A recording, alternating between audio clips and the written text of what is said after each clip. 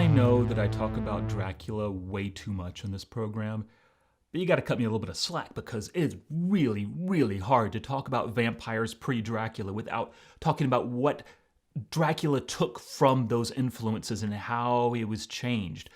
And it's almost impossible to talk about vampires post-Dracula without talking about how those vampires were influenced by Dracula or how they attempt to contrast Dracula. So, I mean, look at my bookshelf back there. There's only one copy of Dracula back there, but yet almost every single book mentions Dracula in some capacity. That's how large this character looms over our gothy little world. So lean in with me once again, and we're going to talk about something. This won't take very long, but this is just an oddity that came about, and I want to run with it for a moment and see where it lands. There's a Facebook group called Dracula and His Kin, and there's an active user on there named Melvin Sobel. I don't know Melvin personally, but he likes to really take close examinations of Dracula interpretations, especially older ones from earlier in the 20th century. And he was looking at the 1931 Dracula. That's the one with Bela Lugosi, directed by Todd Browning. The one that gives us the image of Dracula that's so popular. He was studying that film, and he saw an uncredited performance early on in the film. If you remember, Renfield is staying at an inn before he departs for Castle Dracula. Not unimportant side note, in the book, it's Jonathan Harker. In the movie, it's Renfield. So before Renfield is leaving the inn, there is a young woman staring out the window at him.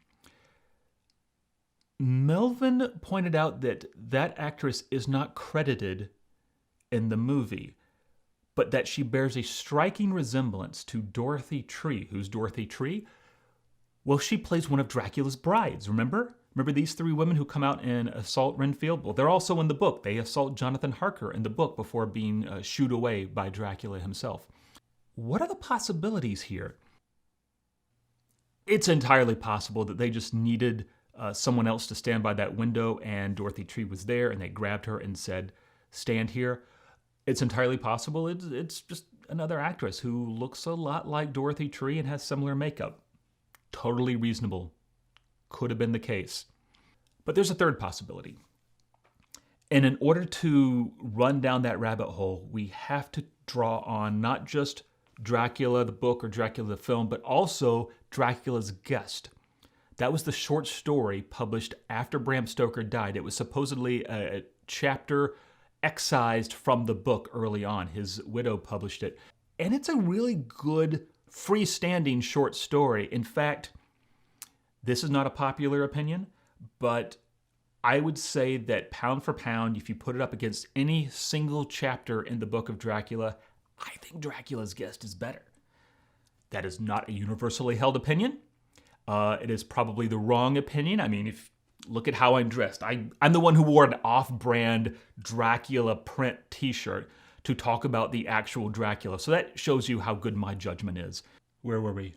Oh, yeah, Dracula's Guest.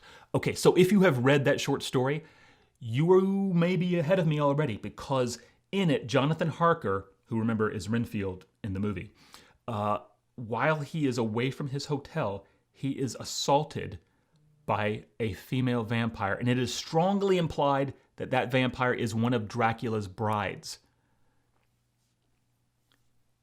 Now, if Jonathan Harker was assaulted by one of Dracula's brides before he got to Castle Dracula, that meant the brides were hungry already. They were looking for their next snack. What if one of the brides was at the inn that Renfield stayed at, eyeing him, wondering when she was going to get a bite of him? Inserting this cameo into the film would have been a really clever way to make a nod towards Dracula's Guest without having to film an entire scene, which I'm sure they didn't have the budget for anyway. You know, Todd Browning often gets knocked as a mediocre director who kind of fell backwards into some really amazing projects. Zack Snyder. But I think a moment like this could really be redeeming for him. How cool is it that Todd Browning might have put an Easter egg into Dracula that no one noticed for 90 years? and just now we're saying, oh, there might be connection here. That's me running down a rabbit hole with this observation that Melvin Sobel made. I credit Melvin with noticing that these two characters might be the same actress. I credit myself with having a really terrible take on all of it and a sophomoric interpretation of it all. Anyway, I said I would try to keep this one short, and promises kept. This one is over. Join me again soon. We're going to have more of these Toothpickings via video. We're going to have interviews happening.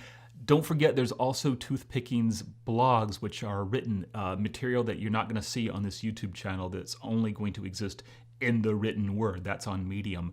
You can check that link down below. Anyway, thanks for being a part of this. Thanks for liking, subscribing, sharing, whatever you're supposed to say at the end of these YouTube videos. I'm not very good at any of this. Take care. I'll see you next time.